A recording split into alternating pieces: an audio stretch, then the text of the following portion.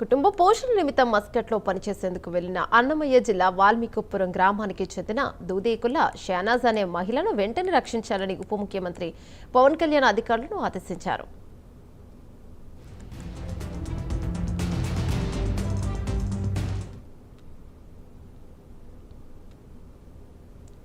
మస్కట్లో తాను పనిచేస్తున్న ప్రదేశంలో వేధింపులు తాళలేక సామాజిక మాధ్యమాల ద్వారా మహిళ డిప్యూటీ సీఎం పవన్ కళ్యాణ్ కు వీడియో సందేశాన్ని పంపారు. పవన్ కళ్యాణ్ అన్న నన్ను కాపాడన్నా అంటూ రోధిస్తూ ఆమె పంపిన వీడియో ఉప ముఖ్యమంత్రిని కలిచివేసింది. ఇక ఆహారం నీళ్లు కూడా ఇవ్వకుండా కొడుతున్నారని, ప్రాణాలు పోయేలా ఉన్నాయన్న ఆమె మాటలు విన్న పవన్ కళ్యాణ్ చెల్లించారు.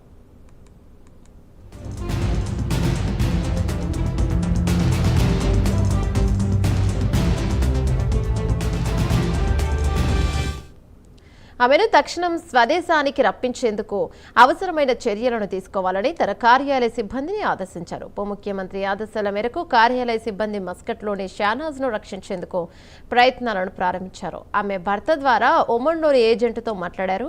అక్కడ దౌత్య కార్యాలయాన్ని భారత విదేశీ వ్యవహారాల శాఖ అధికారులను సంప్రదించారు.